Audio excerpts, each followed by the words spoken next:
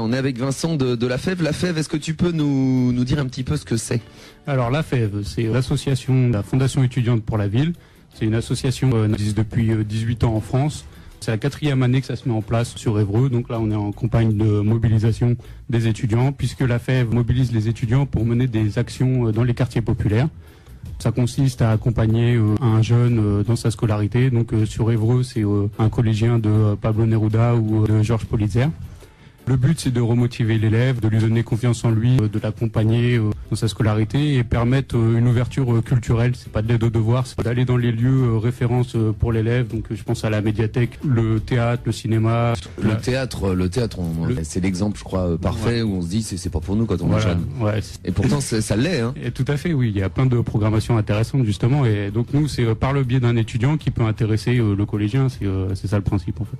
Le but du jeu, c'est je suis pas un vieux périmé et je t'emmène voir des trucs, je t'assure, voilà. C'est pas mal. Bah, c'est ça l'idée, non? Ouais, c'est un jeune qui parle à un autre jeune, pas un professeur ou un parent, c'est encore des générations assez proches et des fois le message passe plus facilement, un jeune parle à un jeune.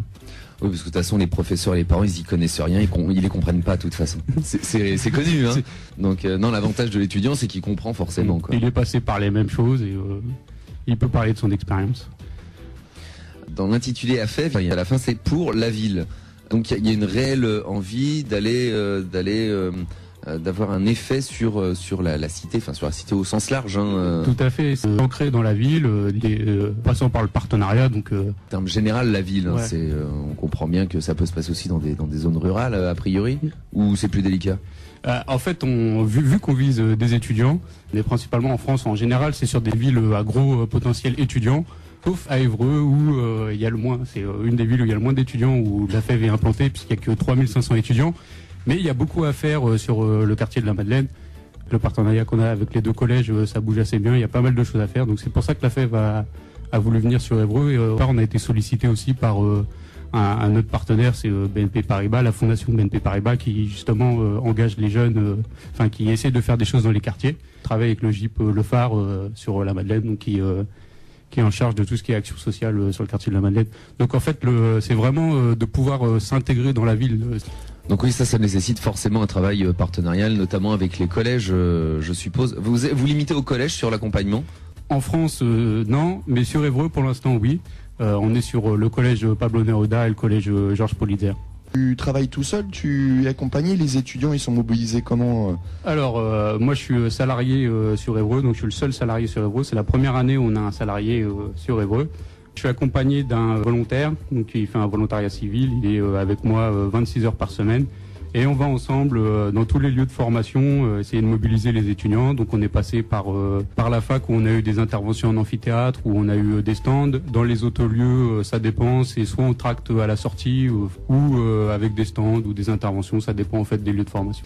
On est quand même dans la solidarité, combattre les inégalités, etc. Donc c'est aussi des gens qui ont des valeurs, qui ont des valeurs, qui ont la fibre sociale. D'accord. Donc c'est parti pour une période d'un an sur le volontariat civil. Ouais, c'est toujours calqué sur l'année scolaire. Sur l'année scolaire. Les étudiants, je suppose que vous cherchez à vous agrandir en permanence dans ce genre de projet. Vous avez rempli votre année d'accompagnement là ou pas? Non, on cherche toujours et on sait qu'on aura de toute façon toujours plus de collégiens que d'étudiants. Donc nous on continue. Plus de demandes du coup que de personnes qui répondent à cet accompagnement. Tout à fait. Et comme on fait un collégien pour un étudiant, donc il nous faut le même nombre dans l'idéal, il nous faudrait le même nombre. Alors moi j'ai une question là-dessus. Est-ce qu'un ancien étudiant, quelqu'un là qui nous écoute et qui est plus étudiant et qui souhaite s'investir auprès de jeunes collégiens, alors c'est la question est-ce qu'il peut toujours intervenir avec vous? Est-ce que ça vous l'invite à le faire de manière plus individuelle, mais que vous pouvez lui donner quelques conseils ou autre? Parce que par exemple, si demain vous êtes en grosse demande et que vous avez bon nombre de collégiens, que vous n'avez pas assez d'étudiants, est-ce que quelqu'un qui n'a pas ce statut-là peut intervenir?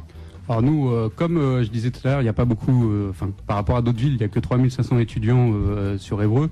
Donc on essaye de pas être trop strict sur les critères. Et on accepte aussi les jeunes qui s'insèrent dans le milieu du travail, les étudiants récents, qui sont dans leur première année d'emploi, quoi.